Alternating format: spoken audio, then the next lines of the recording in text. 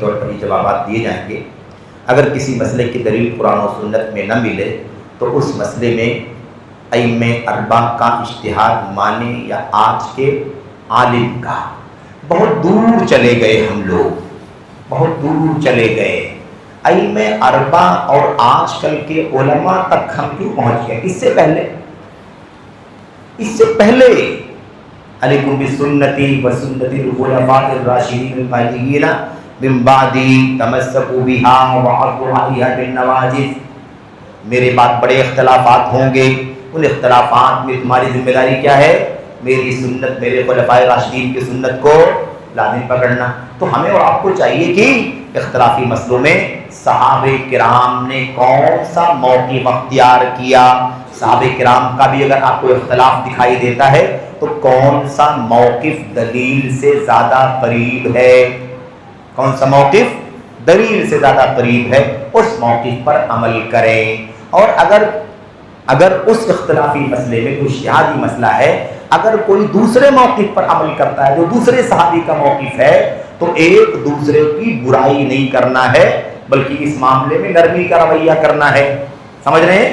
چاہے اس موقع پر عمل کر رہا ہو چاہے اس موقع پر عمل کر رہا ہو، دونوں گنہگار نہیں ہوں گے، کیونکہ اجتہاد کرنے کے بارے میں نبی نے فرمایا ہے ان اصاب فلہ اجران وان اخطأ فلہ اجر واحد۔ اگر اجتہادی مسئلے میں مجتہد نے اجتہاد کیا اور اگر وہ اجتہاد صحیح نکلا تو ڈبل اجر ملے گا، ایک اجتہاد کرنے کا یعنی حق جاننے کی کوشش کرنے کا اور ایک حق تک پہنچ جانے کا، دو ثواب ملے گا۔ اور اگر اجتہاد غلط بھی ہو گیا تو بھی ایک اجر تو ملے گا ہی ملے گا۔ اجتہاد صحیح نہیں رہا لیکن اجتہاد کرنے کا ثواب اسے ملے گا۔ اجتہاد جو غلط ہو گیا ہے مغفور لہ، وہ اجتہاد کی جو غلطی ہوئی ہے اس میں اللہ تبارک و تعالیٰ نے اسے معاف کر دیا ہے، بخش دیا ہے۔ تو ہمیں ائمہ اربعہ یا ان کے بعد کے لوگوں تک جاننے سے پہلے کہاں جانا ہے؟ صحابہ کے بعد تابعین ہے کہ یہ پہلے ہے۔ ہم یہاں دیکھیں، اب یہ ہم کہہ سکتے ہیں البتہ کہ انہی صحابہ اور تابعین کے مسئلے کی بنیاد پر، ان کے اجتہاد کی بنیاد پر ائمہ اربعہ کے 2 قول ہیں 3 قول ہیں، یا بعد کے علماء کے 2 قول ہیں 3 قول ہیں، تو ٹھیک ہے۔ ہر صورت میں ہمارا کام کیا ہونا چاہیے؟ جو مسئلہ دلیل سے قریب ہے اسے ہم عمل میں لے آئیں، یہ ہماری اور آپ کی ذمہ داری ہے۔ یہ 2-3 سوال ہیں، بلکہ کئی ایک سوالات ہیں۔ نمبر 1 پہلا سوال ہے، اختصار سے جواب دیا جائے گا۔ کیا احتجاج یعنی پروٹیسٹ کرنا جائز ہے؟ اگر نہیں تو اس کا بدل کیا ہے؟ بہت سمپل سی بات ہے۔ پروٹیسٹ کرنا، اجتہاد کرنا، احتجاج کرنا، دھرنا دینا، ریلی نکالنا، ہے نا، چکا جام کرنا، توڑ پھوڑ کرنا، یہ کبھی بھی اسلام میں اچھا کام نہیں ہے، کبھی بھی اس کا نتیجہ اچھا نہیں نکل سکتا۔ اس لیے اصل یہ ہے کہ مسلمان کے لیے احتجاج اور دھرنا یہ درست نہیں ہے، اصل کے اعتبار سے درست نہیں ہے۔ اب یہ مسئلہ ہے کہ اگر نہیں تو اس کا بدل کیا ہے؟ اس کا بدل یہ ہے کہ گرچہ دھرنا ہمیں نہیں دینا ہے، احتجاج نہیں کرنا ہے، ہمارے پاس بدل کیا ہے؟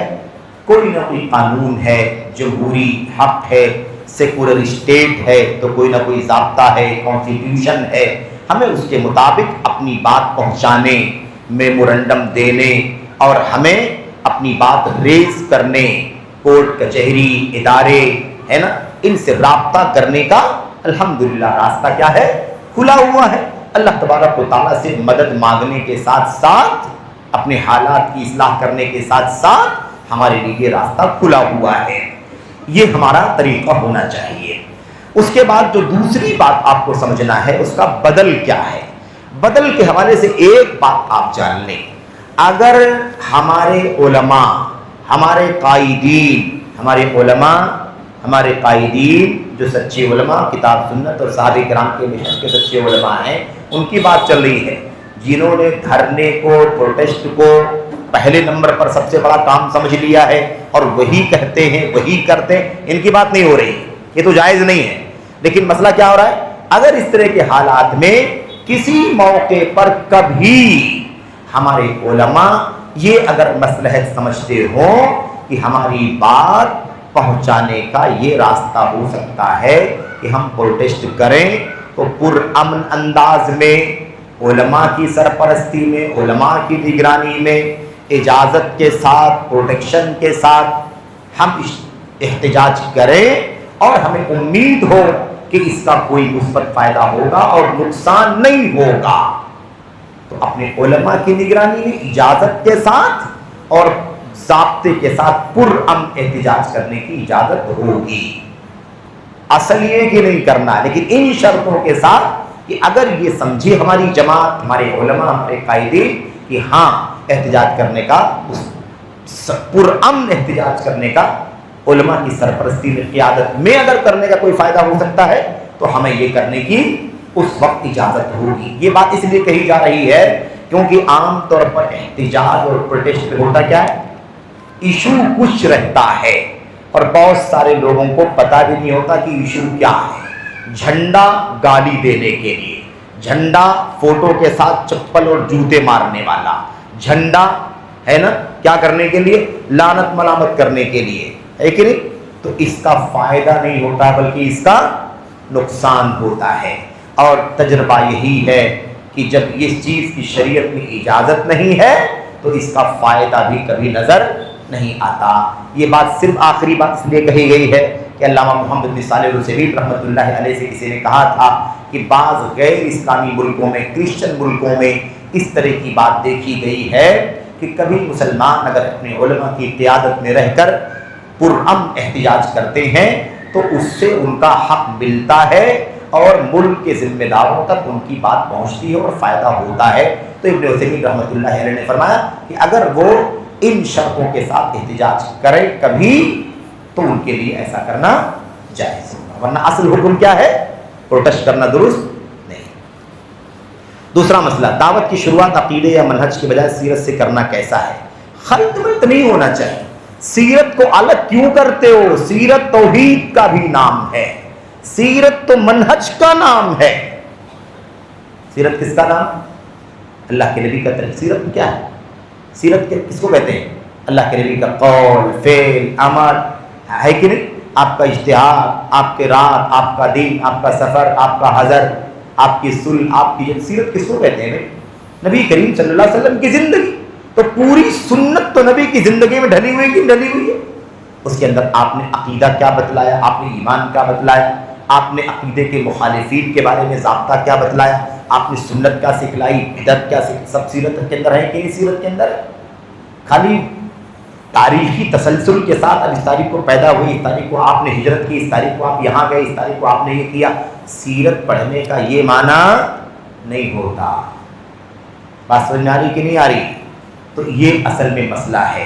تو سیرت کا نام اچھی طرح سن لینا، اس جملے کو بہت ذمہ داری کے ساتھ یہ بات کرنا چاہتا ہوں۔ ہمارے بہت سارے بھائی سیرت اس لیے پہلے لیتے ہیں تاکہ عقیدے کی اہم باتیں نہ آئیں، عقیدہ پرائرٹی میں نہ آئے، سنت کی ضرورت پرائرٹی میں نہ آئے، شرک کی تردید پرائرٹی میں نہ آئے، ہے نا، بدعت کی تردید اور بدعتیوں کی تردید ترجیحی طور پر نہ آئے، بلکہ نارمل سلسلہ چلتا رہے، سب نارمل سلسلہ چلتا رہے، جیسے واقعہ بتاتے ہیں، قصہ بتاتے ہیں، اسٹوری سناتے ہیں کہ لوگوں کو اچھا لگتا ہے، ایسا ہوا، ایسا ہوا، ایسا ہوا، ایسا ہوا، اس طرح بتانے کے لیے تاکہ کوئی خالص عقیدہ، عقیدے کے خلاف باطل عقیدہ، خالص سنت کے خلاف بدعت، انحراف، فرقہ بندی، ان تمام چیزوں کی طرف لوگ نہ جائیں۔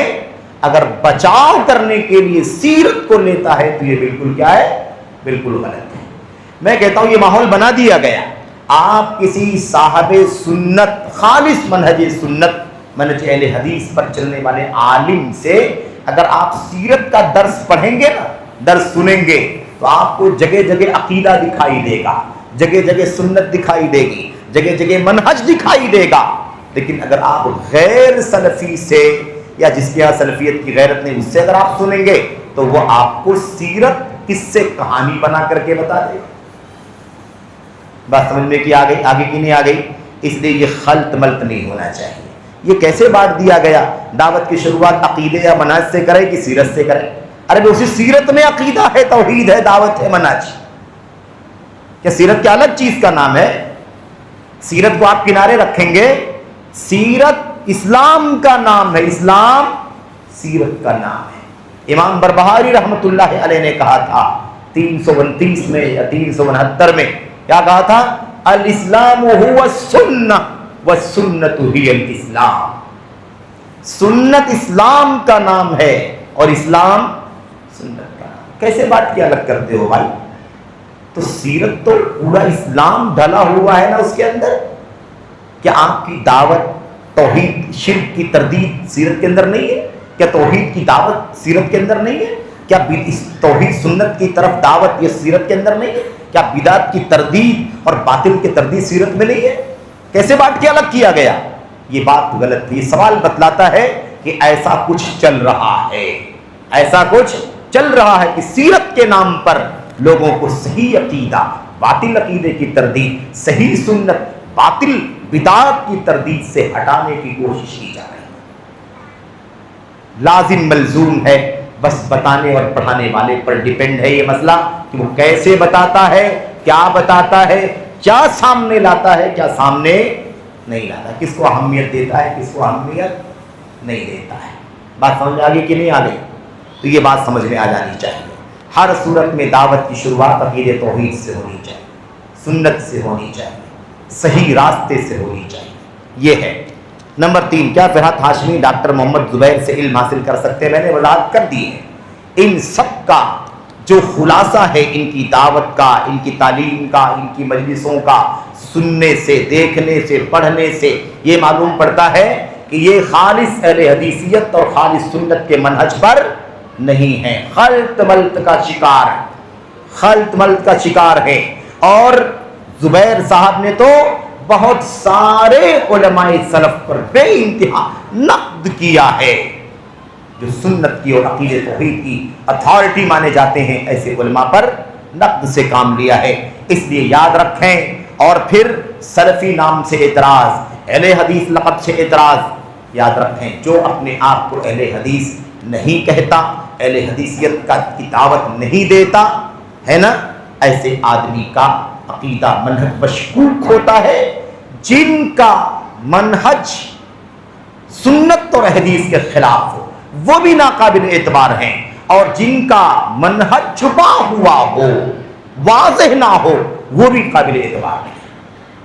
ہمیں اپنے عقیدے کے مسئلہ منہج عقیدے کے مسئلے میں اور منہج کے مسئلے میں بہت زیادہ حساس اور بہت زیادہ فکر مند ہونے کی ضرورت ہے۔ اور ہمیں بالکل نہیں چاہیے کہ ہم مشکوک لوگوں سے علم حاصل کریں۔ وہ ہمارے علماء جو خالص منہج سے جانے جاتے ہیں ان سے علم حاصل کریں، ان سے آف لائن آن لائن جڑیں اور ان سے جڑے رہیں۔ آپ کو کوئی ضرورت نہیں ہے کہ لمبی چوڑی بھیڑ کی تلاش کریں، جس کا چہرہ دیکھیں، جس کی ویڈیو سنیں، آپ بس سوال کرنا شروع کر دیں اس سے حاصل کرنا جائز ہے کہ نہیں، اس سے حاصل کرنا صحیح ہے کہ نہیں۔ یہ غلط ہے۔ ایسے تو ہزاروں لوگ ہیں، تو آپ کی زندگی ختم ہو جائے گی سوال کرنے میں، اس کو سنے کہ نہیں، اس کو سنے کہ نہیں۔ کیا ضرورت ہے آپ کو پڑھنے کی؟ آپ کا کام یہ ہے کہ آپ جو مستند علماء 2 5 4 10 15 آپ جانتے ہیں ان سے جڑ کر کے علم حاصل کریں، بلا وجہ اپنے ذہن کو منتشر ہونے سے بچائیں۔ نمبر 4، کیا منہج کی بات کرنے سے انتشار و اختلاف پھیلتا ہے؟ منہج کی بات کرنے سے ہی دنیا کا انتشار ختم ہوا ہے اور منہج پر آنے سے ہی دنیا کا اختلاف ختم ہوگا۔ صحابہ کے راستے پر جب تک امت رہی تب تک امت متحد تھی، جب صحابہ کے راستے سے امت ہٹی تو اختلاف اور انتشار پیدا ہو گیا۔ یہ پروپیگنڈا ہے، یہ سازش ہے، یہ دھوکہ ہے ان لوگوں کی طرف سے جو آپ کو منہج صحابہ سے دور رکھنے کی کوشش کرتے ہیں۔ وہ یہ ورغلانے کا کام کرتے ہیں۔ منہج پر بار بار منہج کی بات کرنے سے انتشار پیدا ہوتا ہے۔ بھلا بتاؤ کہ کیا صحابہ کرام کا طریقہ خارجیت کا تھا؟ نہیں تھا نا۔ جب الگ طریقہ نکلا اختلاف ہوا کہ نہیں ہوا؟ صحابہ سے ہٹے تو، صحابہ کے راستے سے ہٹے تو اختلاف ہوا کہ نہیں ہوا؟ فرقہ بنا کہ نہیں بنا؟ صوفیت اسلام کے اندر تھی، صحابہ کرام میں تھی؟ نہیں تھی نا اسلام کے اندر صوفیت۔ صوفیت جب صحابہ کرام کے طریقے سے ہٹ کر صوفیت بنی، ایک فرقہ اور بن گیا کہ نہیں بن گیا؟ عقل پرستی اسلام کے اندر نہیں ہے۔ جب صحابہ کرام کے طریقے سے ہٹ کر ایک فرقے نے اپنی عقل کی بنیاد پر شریعت کو فالو کرنا شروع کیا، اور جو آیت سمجھ میں نہیں آئی اس کا انکار کر دیا، جو حدیث عقل پر نہیں بیٹھی اس کا انکار کر دیا، جو معجزات عقل میں نہیں بیٹھے اس کا انکار کر دیا، تو فرقہ بنا کہ نہیں بنا؟ تو جب تک منہج پر چلیں گے اختلاف نہیں ہوگا، منہج صحابہ سے ہٹیں گے تو انتشار ہوگا۔ تو امت کا اتحاد پہلے ہے، اختلاف بعد میں آیا ہے۔ امت کا اتحاد پہلے ہے، انتشار بعد میں آیا ہے۔ صحابہ کے راستے پر جو منہج صحابہ پر رہے جب تک، تب تک اختلاف نہیں ہوا، جب اسے ہٹ گئے تو اختلاف پیدا ہوا۔ صوفیت، رافضیت، خارجیت، عقل پرستی، توہین صحابہ، انکاری سنت، نہ جانے کتنے راستے بن گئے۔ سمجھ رہے ہیں کہ نہیں؟ تو یہ بات بالکل غلط ہے۔ منہج کی بات کرنے سے انتشار نہیں پیدا ہوتا ہے، منہج کی بات کرنے سے اتحاد پیدا ہوتا ہے۔ جیسے توحید کی بات کرنے سے اتحاد پیدا ہوتا ہے۔ مشرکوں نے کہا تھا توحید کی بات کرتا اس لیے اختلاف ہو رہا ہے۔ یاد رکھو، توحید سے اتحاد ہوتا ہے، منہج سے اتحاد ہوتا ہے۔ یہ پروپیگنڈا ہے تاکہ منہج کی بات نہ کی جائے۔ ڈاکٹر اسرار کی خرابیاں چھوڑ کر اچھائیاں لینا چاہیے، کیونکہ ان کی اچھائیاں زیادہ ہیں بنسبت ان کی خرابیوں کے۔ کیا یہ سوچ صحیح ہے؟ بالکل باطل ہے، بالکل باطل سوچ ہے۔ اس لیے کہ یہ موازنے کا جو ضابطہ ہے نا، یہ کیا کہتے ہیں اس کو، کمپیئر کرنے کا، یہ کمپیئر کرنے کا ضابطہ علماء سنت کے لیے ہے، اہل بدعت کے لیے نہیں ہے۔ بات سمجھ میں آ گئی کہ نہیں آ گئی؟ اگر ایک عالم سنت ہے، اس سے کچھ غلطی ہوتی ہے لیکن اس کی اچھائیاں زیادہ ہیں، غلطیاں کم ہیں، تو اس عالم سنت کو معاف کیا جائے گا، اچھائیوں کو لیا جائے گا، گناہوں کو چھوڑ دیا جائے گا۔ بدعتیوں کے لیے موازنے کا قاعدہ نہیں ہے، بدعتیوں کے لیے موازنے کا قاعدہ نہیں ہے، اس لیے یہ قاعدہ بالکل غلط ہے۔ ڈاکٹر اسرار کا راستہ بدعت کا راستہ ہے، ڈاکٹر اسرار کا راستہ سنت کا راستہ نہیں ہے، مودودی کا راستہ بدعت کا راستہ ہے، سنت کا راستہ نہیں ہے۔ ان کے راستے ہی الگ ہیں، ایسا نہیں ہے کہ ان کا راستہ سنت کا ہے، کچھ غلطی ہو گئی ہے، ایسا نہیں ہے۔ ان کا راستہ ہی کیا ہے؟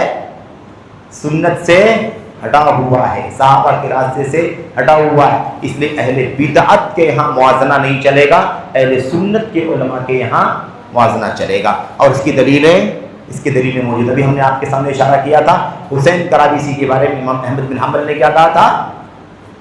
کیا کہا تھا کہ ان کی 2-3 غلطیاں ہیں، چھوڑ دو، باقی اچھائیاں لے لو۔ انہوں نے کہا ایاکم، حسین کرابی سے کوئی بات نہیں سننا، حسین کرابی سے خبردار، اس لیے کہ اس کی ساری کتابیں بدعت کی اور گمراہیوں کی کتابیں ہیں۔ تو یہ موازنہ جو ہے اہل سنت کے لیے ہے۔ کیا کسی کو غیر منہجی کہنے سے اس کو اسلام سے خارج کرنا ہے؟ بالکل نہیں، بالکل نہیں۔ یہ الزام ہے کہ کسی کو اس کے منہج کا فساد بتایا جائے یا کسی کے بارے میں بتایا جائے آپ کے سامنے کہ اس کا منہج کیا ہے؟ فاسد ہے، بگڑا ہوا ہے، تو کوئی یہ سمجھے کہ اس کو کافر کہا جا رہا ہے، اس کو اسلام سے باہر نکالا جا رہا ہے۔ ہرگز نہیں۔ کس نے کہا بھائی؟ اگر اس کا منہج ایسا بگڑا ہوا ہے کہ کفر تک جاتا ہے، اس کا منہج کہاں جاتا ہے؟ اس کو لے کے، اس کو کفر تک لے کر کے جاتا ہے، دائرے اسلام سے خارج کر دیتا ہے، تب تو ٹھیک ہے کہ وہ کفر کے دائرے میں چلا جائے گا۔ لیکن ایسے اس کے منہج کا فساد ہے، اس کو منہج کے فساد کی وضاحت کرنا، اس کو منہج کا بگاڑ والا کہنا، یہ اس کو کافر کہنا نہیں ہے، اس کو اسلام سے باہر نکالنا نہیں ہے۔ یہ بات غلط ہے، یہ بات کیا ہے؟ غلط ہے۔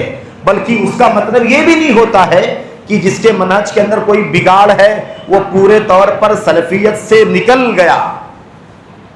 یہ بھی ہو سکتا ہے کہ اس سے وہ غلطی ہو رہی ہو، وہ چوک ہو رہی ہو، اگر وہ اپنی اصلاح کر لیتا ہے تو اتنی اصلاح کرنے کے نتیجے میں وہ بھی سلفی مانا جائے گا۔ بات سمجھ میں آ رہی ہے کہ نہیں آ رہی ہے؟ تو یہ ہے معنی۔ تو سلفیت سے باہر نکالنا یا ایسے اسلام سے باہر نکالنا، یہ دراصل الزام ہے ان لوگوں کی طرف سے جو متنفر کرنے کے لیے یہ باتیں کہتے ہیں تاکہ آپ منہج کے علماء سے دور ہو جائیں، منہج کے علماء سے دور ہو جائیں۔ نمبر 3، آصفہ باجی جو آپ کی ممبئی سے تعلق رکھتی ہے، ان سے علم لینا کیسا ہے اور کیا یہ عالمہ فاضلہ ہے؟ ہمارے پاس جو معلومات ہے وہ یہ ہے کہ آصفہ صاحبہ عالمہ نہیں ہے، آصفہ صاحبہ جو ہیں وہ عالمہ نہیں ہیں۔ ان کے شوہر سے ہماری بات ہوئی تھی، انہوں نے خود بتایا تھا کہ ہماری بیوی آصفہ صاحبہ یہ عالمہ نہیں ہے، جماعت تبلیغ سے کئی سالوں تک جڑی رہیں، جماعت تبلیغ سے وابستہ رہیں، جماعت تبلیغ میں آتی جاتی رہیں، جماعت تبلیغ کی سرگرمیاں جو ہوتی ہیں، فضائل اعمال، تبلیغی نصاب پڑھنے پڑھانے کی، وہ سارے کام کرتی رہیں، اور اس کے بعد اہل حدیث عالم کی تقریر، غالباً معراج ربانی صاحب کی تقریر سن کر کے اہل حدیث ہو گئی، اس کے بعد سے وہ اہل حدیثوں میں دعوت کا کام کرنے لگی۔ یہ ہے ان کی تعلیم۔ اب سوال یہ پیدا ہوتا ہے کہ جب تبلیغی جماعت میں 10 سال 15 سال 20 سال گزرا ہے تو اہل حدیث ہونے کے بعد بھی تو 10 سال گزرنا چاہیے کہ نہیں گزرنا چاہیے؟ آدمی صرف یہ کہہ کر کے کہ میں تبلیغی جماعت سے نکل گیا ہوں، اہل حدیث ہو گیا ہوں، اتنا بولتے ہی اس کی ساری باتیں اہل حدیث تھوڑی ہو جائیں۔ اس کی دعوت، اس کی تعلیم، اس کا پڑھنا، اس کا بولنا، اس کی تقریر، اس کا خطبہ، اس کا ہے نا، اس کی مجلسیں سب کیا ہو جائیں گی؟ اہل حدیث ہو جائیں گی؟ ایسا کچھ بھی نہیں ہے نا۔ تو 10 سال 20 سال تک کوئی آدمی جماعت تبلیغ میں تھا، جماعت اسلامی میں تھا، اگر اللہ نے اس کو توفیق عطا فرمائی کہ وہ اہل حدیث ہو جائے تو اہل حدیث ہونے کے بعد اہل حدیث علماء سے بھی علم حاصل کرنا چاہیے، مدارس سے علم حاصل کرنا چاہیے، علماء سے علم حاصل کرنا چاہیے، تاکہ وہ اہل حدیثیت کے علم میں پختہ ہو جائے۔ اہل حدیث کا عقیدہ، سنت، منہج، حلال حرام ہے کہ نہیں، اس کے بعد اسے دعوت کا کام کرنا چاہیے۔ بات سمجھ میں آ رہی کہ نہیں آ رہی؟ یہ ہے اس کا مسئلہ۔ تو یہ عالمہ فاضلہ نہیں ہے۔ آپ کی ذمہ داری ہے کہ آپ علم کے معاملے میں اہل علم سے رجوع کریں، اہل علم سے رجوع کریں، اور خاص طور پر علماء سے رجوع کریں۔ عالمات سے، فاضلات سے جو نہیں ہیں ان کی بات ہی نہیں کرتا، جو ہیں عالمات فاضلات ان کے بارے میں بھی جب تک پورا یقین نہ ہو جائے صحیح معنوں میں کہ ان کا علم، ان کی دعوت، ان کا مشن، ان کا منہج، ان کا مدرسہ ہے نا، ان کا استاذ کون ہے، کیا ہے کہ نہیں، ان کا اٹھنا بیٹھنا چلنا پھرنا کیا ہے، ساری پوری طور پر اطمینان نہ ہو جائے، تب تک آپ ہر کسی کے پیچھے، ہر کسی کے درس میں حاضر ہونے اور دوڑنے بھاگنے کی کوشش نہ کریں۔ نمبر 4، جو علماء جرح کرتے ہیں، رد کرتے ہیں، ان کو تکفیری، خارجی یا پھر جامی، مدخلی جیسے ملقب کیا جاتا ہے، کیا یہ درست ہے؟ یہ غلط ہے، یہ دل کی بھڑاس ہے۔ یہ کیا ہے؟ غلط ہے، یہ صرف دل کی بھڑاس ہے، تشفی ہے۔ لوگ دل کی بھڑاس نکالنے کے لیے ایسا کرتے ہیں۔ جو علماء جرح کرتے ہیں وہ کوئی غلط نہیں کرتے، جرح کرتے رہے ہیں نبی کریم صلی اللہ علیہ وسلم، جرح کرتے رہے صحابہ، جرح کرتے رہے تابعین، جرح کرتے رہے تبع تابعین، ائمہ محدثین، تو جرح کرنا کوئی غلط تو ہے نہیں۔ جرح کرنا کتاب و سنت اور سلفیت کی دلیلوں سے ثابت ہے۔ بدعتی کو بدعتی کہا جائے، جھوٹے کو جھوٹا کہا جائے، اس میں کون سی عیب کی بات سمجھ میں آ رہی کہ نہیں آ رہی؟ تو یہ سلفیت ہے۔ یہ کیا ہے؟ سلفیت۔ قرآن کریم میں جرح ہے کہ نہیں جرح ہے؟ مشرکین پر جرح ہے کہ نہیں؟ ہے کہ نہیں؟ کافروں پر جرح ہے کہ نہیں؟ مریدوں پر جرح ہے کہ نہیں؟ بدعتیوں پر جرح ہے کہ نہیں جرح ہے؟ یہودیوں پر جرح ہے کہ نہیں؟ عیسائیوں پر جرح ہے کہ نہیں؟ قرآن کریم میں جرح موجود۔ نبی کریم صلی اللہ علیہ وسلم اپنی حدیث جرح کرتے رہے، بدعتیوں پر، مشرکوں پر، کافروں پر، مریدوں پر، صحابہ کرام کرتے رہے، تابعین کرتے رہے، ائمہ محدثین کرتے رہے۔ تو یہ کام صحیح کام ہے، دین کا کام ہے۔ ہاں یہ اور بات ہے کہ یہ کام ہر آدمی نہیں کرے، یہ کام کون کرے؟ جو اس کا اہل ہو، جو صحیح معنوں میں علم کے اس مقام پر ہوگی، وہ جرح کر سکتا ہو، علمی پایا اس کا اتنا ہو کہ واقعی وہ جرح کر سکتا ہو، جرح کے اصول و ضابطے کو سمجھتا ہو، ہر خاص و عام، ہر کس و ناقص یہ کام نہ کرے۔ رد کرتے ہیں، رد کرنا کوئی غلط نہیں ہے، بدعت کو بدعت کہنا ہے، شرک کو شرک کہنا ہے، غلط کہنا ہے، اس میں کون سی عیب کی بات ہے؟ اس کو تکفیری، غلط بات ہے۔ تکفیری اسے کہتے ہیں جو کفر کا مرتکب نہ ہو اور اسے کافر کہے، یہ کام خوارج کا ہے۔ اہل سنت کبھی کسی کو دائرہ اسلام سے باہر نہیں نکالتے، اس لیے کہ تکفیر اللہ اور اس کے رسول کا حق ہے۔ تکفیر کس کا حق ہے؟ اللہ اور اس کے رسول کا حق ہے۔ اللہ اور اس کے رسول جس کو کافر کہیں وہ کافر ہے۔ اہل سنت کبھی کسی کو کافر نہیں کہتے، حکم بھی لگاتے ہیں تو عمل پر حکم لگاتے ہیں، عمل پر حکم لگاتے ہیں۔ یہ عمل کفریہ ہے، یہ عمل شرکیہ ہے، یہ عمل بدعت کا ہے، یہ عمل لعنت کا ہے، یہ عمل فنا گناہ کا ہے۔ عمل کرنے والے پر معین حکم کبھی اہل سنت نہیں لگاتے ہیں۔ تو تکفیری کہنا یہ دراصل بھڑاس نکالنا ہے۔ یہ کیا ہے؟ بھڑاس نکالنا ہے۔ کوئی کسی کو، کوئی اہل سنت کا عالم کسی کو کافر بلا دلیل کے نہیں کہتا۔ خارجی، خارجی کہنا، خارجی یہ بھی کیا ہے؟ بھڑاس ہے۔ خروج کہاں ہے؟ تو سنت کی پیروی، قرآن کی پیروی، سنت کی پیروی، سلف کی پیروی، صحابہ کی تابعین کی پیروی، اس میں کون سی عیب کی بات ہے؟ تو یہ بھی کیا ہے؟ جھوٹ ہے، الزام ہے۔ ان کو تکفیری کہنا الزام، ان کو خارجی کہنا الزام ہے۔ جامی مدخلی کہنا، جامی مدخلی اصل میں یہ سعودی عرب کے دو بڑے سنت کے اماموں کے ناموں کی طرف نسبت ہے۔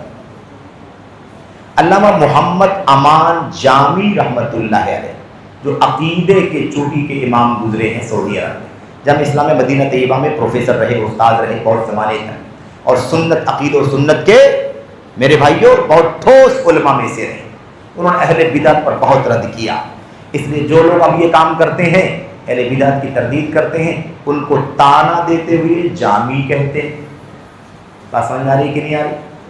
تو سنت کے عالم ہیں وہ، ان کی طرف نسبت کر کے تانا دیتے ہیں۔ مدخلی یہ حضرت ابھی بحیات ہیں الحمدللہ، شیخ محمد امان جامی وفات پا گئے، لیکن شیخ ربیع بن ہادی بن عمیر المدخلی حافظہ اللہ و شفاہ ابھی بحیات ہیں، اور عقیدے کے، سنت کے، منہج کے، سلفیت کے چوٹی کے اماموں میں سے ایک امام اور عالم ہیں، اور انہوں نے صحابہ کرام پر طعن کرنے والوں کے خلاف ننگی تلوار کا کردار ادا کیا ہے۔ سید قطب نے جتنے بکواس کیے ہیں سب کو بے نقاب کیا۔ بس سمجھ آ رہی کہ نہیں؟ مطاعن سید قطب، سید قطب کے طعن و تشنیع جو صحابہ کرام کے بارے میں کیا، کتاب لکھی، سمجھ؟ اور ایسی بہت ساری کتابیں انہوں نے لکھی ہیں۔ تو اب جو لوگ بھی بدعتیوں پر رد کرتے ہیں، ان پر الزام لگاتے ہوئے، تانا دیتے ہوئے کیا کہتے ہیں؟ یہ مدخلی ہیں، یہ جامی ہیں، یہ مدخلی ہیں۔ یہ دراصل بھڑاس نکالنا ہے۔ کیا یہ درست ہے؟ بالکل درست نہیں ہے، باطل ہے، بالکل نہ درست، غلط، ایسا کچھ بھی نہیں ہے۔ یہ نہ تکفیری ہے، نہ یہ خارجی ہیں، یہ سنت کے علماء ہیں جو حق کو حق کہتے ہیں، باطل کو باطل کہتے ہیں۔ یہ ان کا جرم ہے، اس لیے ان لوگوں کو بڑی تکلیف ہوتی ہے۔ جماعت اسلامی اور الاخوان المسلمون کا کیا منہج ہے، اور تحریکیت اور اقامت دین کا نعرہ کیا ہے، اس پر میں سمجھتا ہوں سرسری طور پر بات آ چکی ہے۔ جماعت اسلامی کا کام ہے وہ سب کو توحید سنت کی پابندی کے بغیر یہودیت، عیسائیت، بریلویت، قبر پرستی اور ایسے ہی ہے نا صوفیت اور شخصیت پرستی، سب اپنے اپنے راستے پر رہو، لیکن سب لوگ مل کر کے اور حکومت قائم کر لیں۔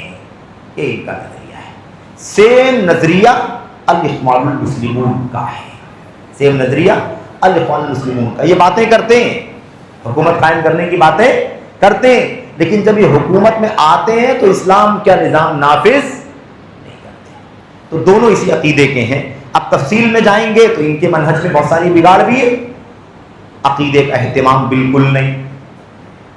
مولانا مودودی ہوں، سید اور حسن بنا ہوں، الاخوان المسلمون والے، ان کا کہنا یہ ہے کہ جب اسلامی نظام آئے گا تب توحید کی دعوت دیں گے۔ اسلامی نظام پہلے قائم کریں گے، بعد میں توحید کی دعوت۔ اسلامی نظام آئے گا تب نماز کا حکم دیں، سمجھ رہے؟ اس طرح کی باتیں کرتے ہیں۔ تو بہرحال تحریکیت اور اقامت دین کا نعرہ کیا ہے؟ تحریکیت یعنی یہ اکسانا، بھڑکانا، یہ کرو، دین قائم کرو، حکومت بناؤ، ہے نا، طاقت ہونی چاہیے، حکومت ہونی چاہیے، ہمارے اقتدار ہونا چاہیے، یہ کر لیں گے، ایسا کریں گے تو پھر یہ ہوگا، یہ تحریکی ہے، اکسانا بھڑکانا، اور ایسے ہی مسلمانوں کے حکمرانوں کے خلاف اور ایسے عوام الناس کو تکفیر کرنا اور ان کے خلاف ان کی جان مال کو جائز قرار دینا۔ اقامت دین کا نعرہ جماعت اسلامی والوں کا ہے، مولانا مودودی کا ہے، اور یہ ہمیشہ اقامت دین کا نعرہ لگاتے رہے اور کبھی ایک سیکنڈ کے لیے بھی دین قائم کرنے کا کام نہیں کیا۔